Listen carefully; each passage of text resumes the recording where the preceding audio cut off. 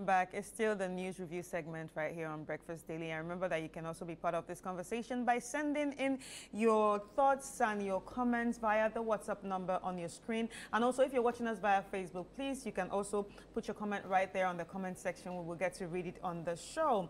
So right now, we're going to be talking about the 2024 general elections. And you don't want me to make a point on the Galamsey. Okay, let us end with that. You know, the AG came out and said that about 80 or 800 people were being tried. Yes. Maybe it's about time City FM and then Channel One asked for the names of these individuals. Let's see them. And then the courts where they are being tried.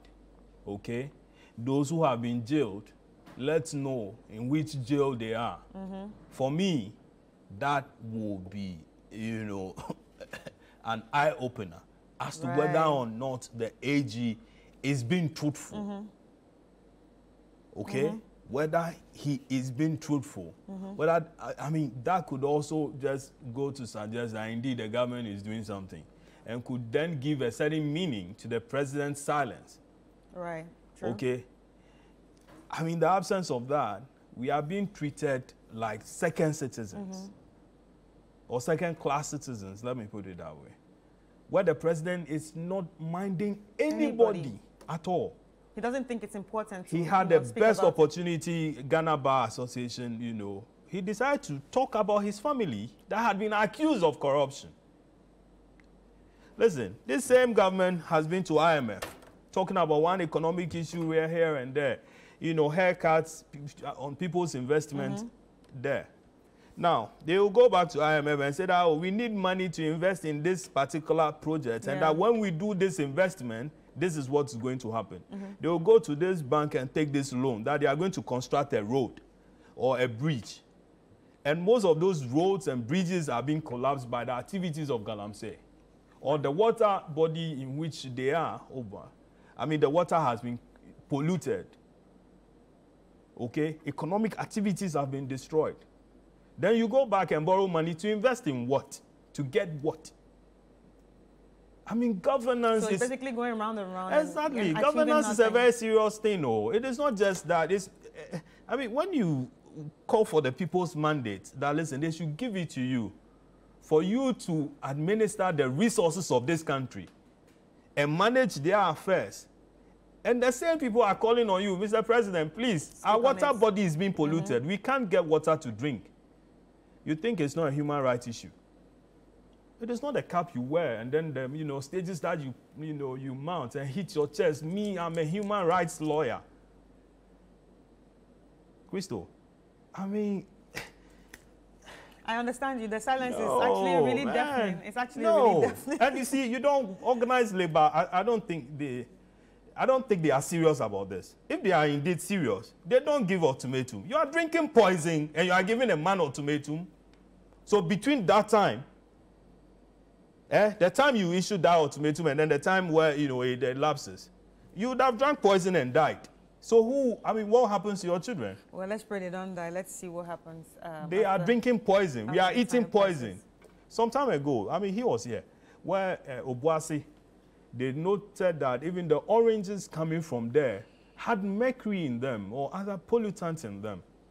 And so then Third World Network had to, you know, raise alarm on that. So it got people very jittery about eating oranges. Fruits, exactly, eating fruits from Obuasi. And fruits are supposed to be healthy. And this is Obuasi AGC mine, where, I mean, they were a bit responsible with their mining activities. This one is free for all. Free for all. See, this is Ghana. This is not where Afghanistan. All right, so moving along, let's talk about the 2024 general elections. And as the dates, you know, draws nearer, there has been issues of voter register irregularities. So as we look ahead of the 2024 elections, concerns are mounting over the integrity of the voter register. The NDC is taking the lead on this issue, engaging key stakeholders to address what they describe as significant irregularities. So the NDC has raised alarms about these irregularities in the voter register ahead of this election. So from your perspective, how serious are these concerns? Richard? Well, for the NDC, it is that serious to them. So that's why yesterday they sought to tell their story to everybody, as they've told to the EC before now. So they gathered CSOs and some media personalities and then presented what they said they presented to the Electoral Commission. They've cited such irregularities as transfer of people's votes from places without their knowledge, and that in some instances you only get to notice when you go and then you want to exercise your ballot. Then you get to know that you've been placed at some other place. One of the first things they raised, the EC came to explain and then really admitted to that and then explained away the issues and then how it will be corrected. At that point in time, the EC gave assurance that the exhibition exercise was meant for that, so that they will be able to correct all the anomalies. What the NDC is saying is that having identified these things, they think there is more than what meets the eye. Right. So now they want an independent body to audit the register. And that's the UNDP. Yes. So now they are proposing the UNDP, saying that the UNDP has the capacity to do that. They've done it before. Now, the governing party, which is the NPP, also says that, look, we wouldn't allow any independent body to come and be auditing our register. Now, NDC comes back and says that let everybody get a rep. So UNDP will supervise it. Let everybody get a rep, and then it's audited. This is not the first time we are getting here. There was a time, 2016, when 2015, when these issues of the overbloated register and then the fact that there are certain names in there that were not supposed to be there, a committee was set, and that was headed by Justice Crabb. So he made certain recommendations and things were done. Yeah. I'm thinking, well, you listen to the concerns of the NDC and you listen to the EC's assurances. To me, if this particular thing they are asking for would not disrupt the electoral calendar, then the EC should go ahead and let all the parties just agree and do it. But that is where I find Kodio's advice very useful. Now, initially when it came, people were like, why should Kodio tell NDC that take this to IPAC? Now, yesterday, during the NDC's meeting with every other person, what was one of their proposals? They are now saying that every other political party which has interests or something at stake within this election should nominate one person. Where do you get that agreement? At IPAC. When you sit down at IPAC, you say, this is what I've noticed, and this is what we are going to push for, and we'll push for it anyhow. So please, in order to ensure that there's transparency, and it's not only us doing this, let's agree to go and do this. Right. Now that IPAC forum had not been had, so now they are proposing. Well, the EC has given assurances that they will produce a credible register. The NDC says that from what we've identified now, and from the admissions of the EC to some of the things, including suspending their person at Pusiga or something, including all this, they are saying that there is more to it than meets the eye, so they need to do this. Now, everybody has taken an entrenched position. It doesn't augur well for the whole process. Right.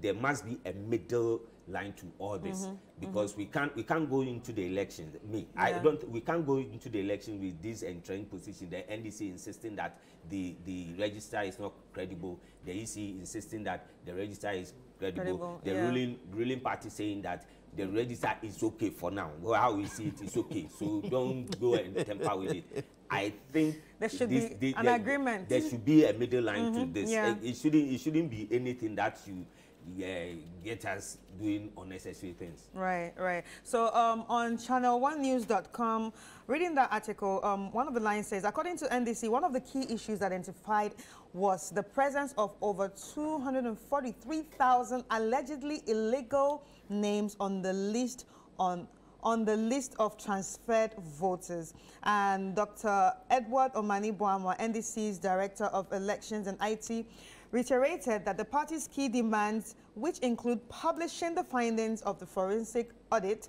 re-exhibiting the voters register after the audit, reviewing and correcting all unauthorized voters transfer, adopting a revised timeline for electoral activities without affecting the December 7 election, instituting accountability and integrity measures to prevent future manipulations of the voters registration. Dr. Boamwa also suggested that the EC's resistance to conducting a forensic audit could indicate a fear of further discrepancies being uncovered through thorough scrutiny. What are your thoughts on his comment? See, I think that the meeting was good. Yeah, meeting, you know, CSOs, media, institutions, and then I think the diplomatic corps and others. Yeah, it's good.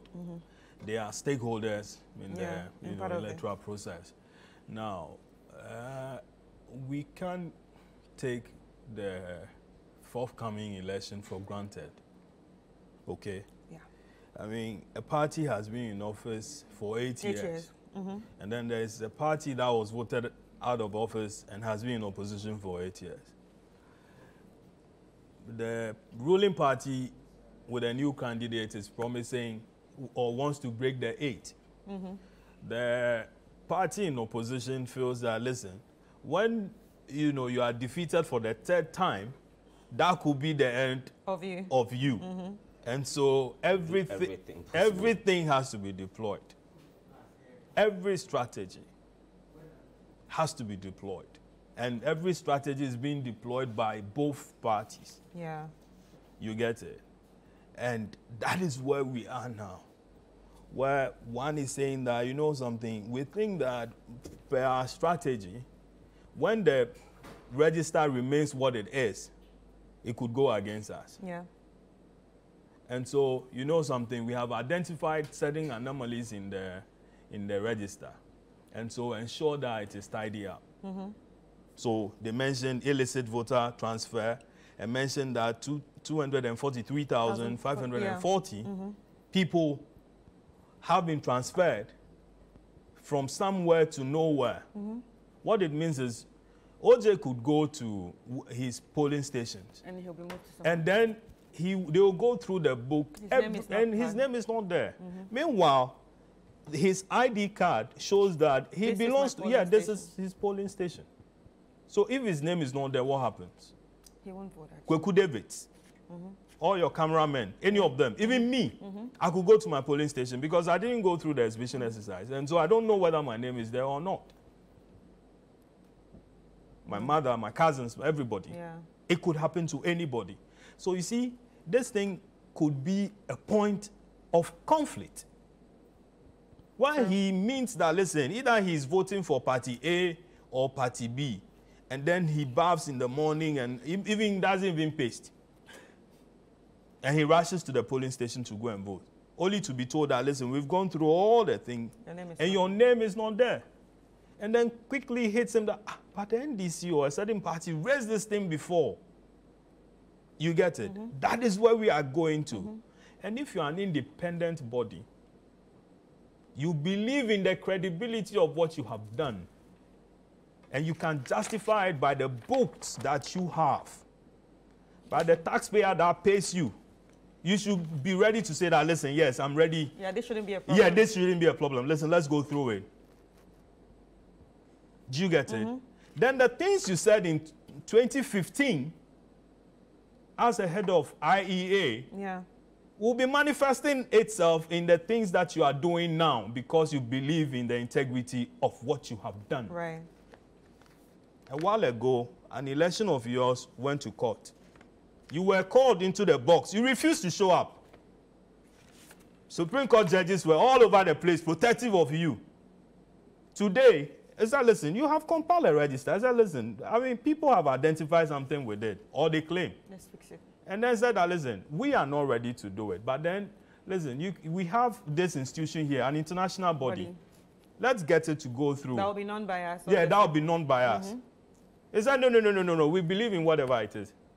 And then in one breath, you also tell us that, oh, the party is lying. In another breath, you tell us that, oh, you have solved the thing. We've solved the problem. So if they have lied, what did you solve? Or what did you address? The lies? Right. We have rectified it. What did you rectify?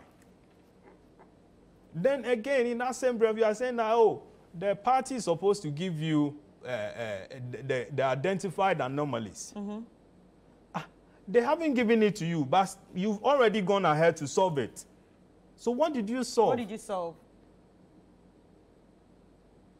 We So saying that you solved it also means that, yes, you admit that there was an issue.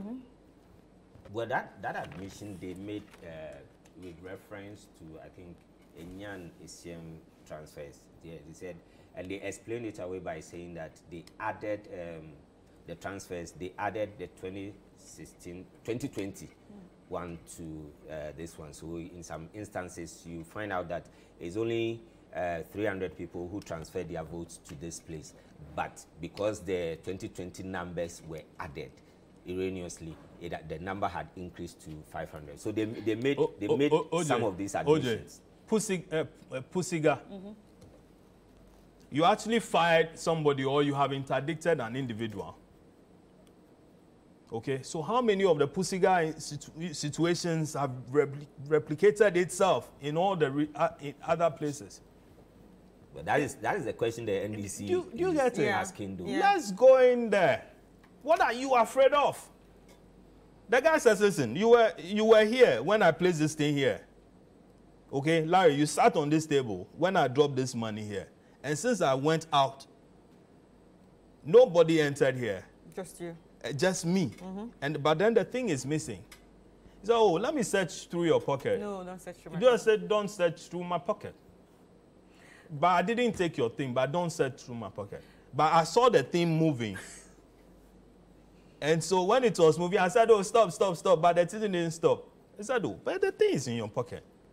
Let's see it. He said, oh, no, you don't have to search through my pocket.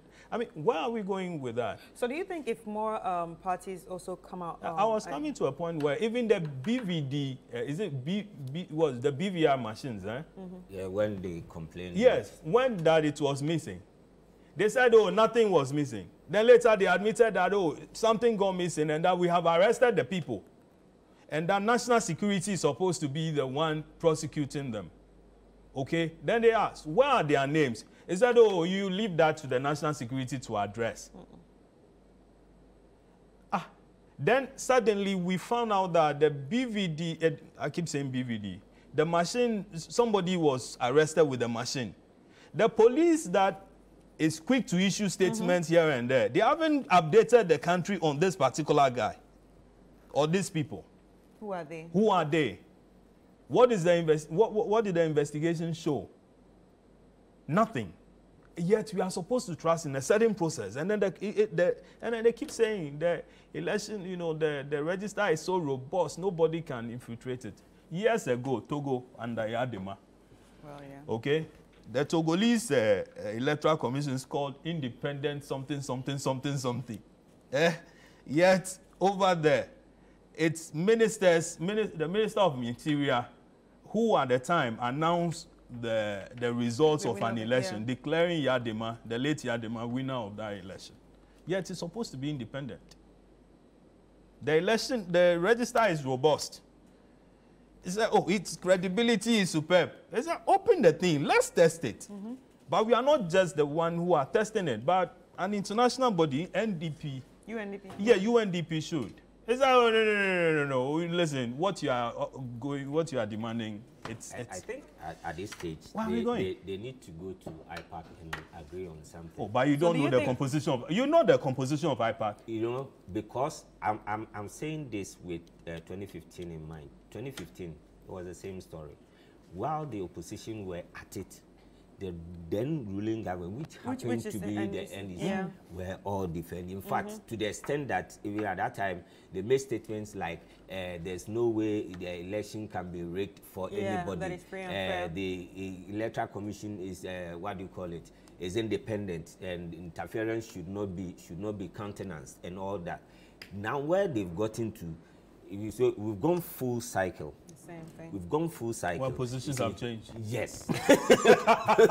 We've gone full cycle. So where we've reached, I think to be able to move forward in this particular venture, the parties would have to come to an agreement. Right. But do you because think if more parties come out and, speak up together with the NDC and also amplify their voice with the NDC, do you think it can actually push the EC? Yes, it can. When they present a common front to the EC, why not? It's they who say they want to do their thing.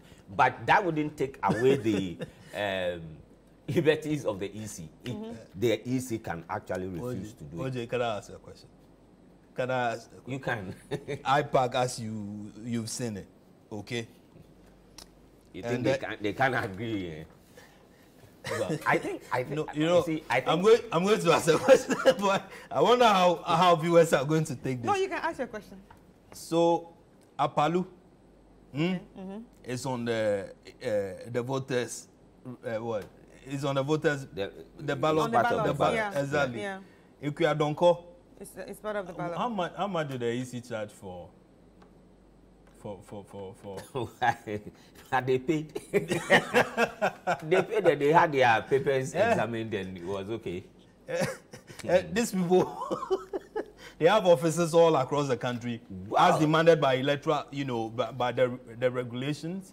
Does Ekuya Donko have an office in the papers they presented? Ekuya has an office in your constituency. Ekuya has an office in your constituency. I'm saying by Apalu has an office in your constituency. Well, you never know. Eh? Oh no, I'm asking him. Until we search. Things are not what they are. A lot of the things there have been contrived. So when somebody is pushing you to say that go to that particular forum, he's just pulling you by the neck, and then we'll put your head on the whatever, and then it will be cut off. So sometimes it's not It's not as easy as it seems. Yeah, it's not as easy as which is very true. You see, that's why I'm saying that we've gone full cycle. Now, this very particular thing, if the ruling government comes out and says yes, it will be done. So it all depends on the government. Yeah, currently they are all at variance. This one says we want to do this. This one says I don't think we want to, and I don't think any independent person should come and then be auditing our decision. And how do you think these differences will actually affect the general election? Well, it will affect it to the extent that there will be tension.